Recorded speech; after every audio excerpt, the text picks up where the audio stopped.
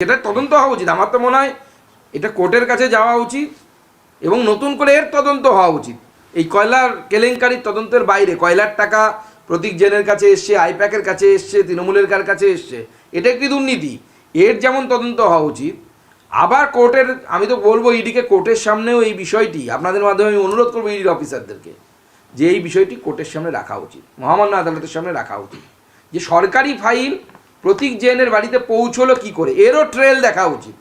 আজকে যে ডেসপারেটনেস দেখলাম আমরা, এই ডেসপারেটনেস কিন্তু পরিষ্কার বলে দিচ্ছে মাননীয় মুখ্যমন্ত্রী তার ব্যালেন্স হারাচ্ছেন, উনি হারছেন। এটা ইডি এবং আইপ্যাকের বিষয়, এর মধ্যে না বিজেপির ঢোকা উচিত না তৃণমূলের ঢোকা উচিত। কিন্তু হঠাৎ করে দেখলাম মুখ্যমন্ত্রী জাম্প দিয়ে তাতে পড়লেন। কোর্টের নাকি ইডি যাবে, এফআইআরও করবে, এই তাদের প্রেস রিলিজেও এটা আছে যে তা আমাদের স্ন্যাচ করে নিয়ে যাওয়া হয়েছে। ইডি যেটা ক্লেম করছে যে মুখ্যমন্ত্রী ছিনতাই করে ফাইল নিয়ে গেছেন, তো আমাদেরও সামনে স্পষ্ট হওয়া উচিত না মাননীয় মুখ্যমন্ত্রী আমাদের কতটা বড় ছিনতাইবাজ।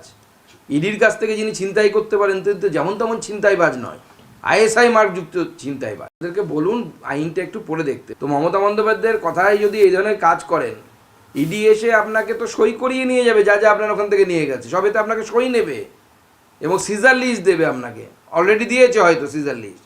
তো সেটাকে আপনি চুরি বলতে পারেন না আইনের ভাষায়, ভারতবর্ষের আইন তাই বলছে। মমতা বন্দ্যোপাধ্যায় তো অত ভালো আইন পড়েননি। এটা তৃণমূলের ভেতরের বিষয়, স্ট্র্যাটেজিও হতে পারে।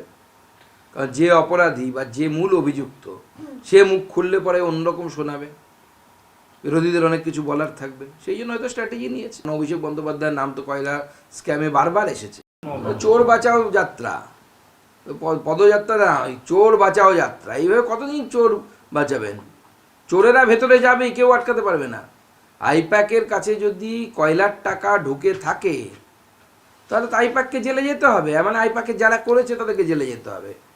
আর সরকারি নথি কিভাবে পৌঁছলো, মুখ্যমন্ত্রী পদযাত্রার পর ভাষণে একটু জানাবেন আমাদেরকে সরকারি নথি কিভাবে পৌঁছলো। আমাদের জানার খুব ইচ্ছে, বাংলার মানুষও জানতে চায়।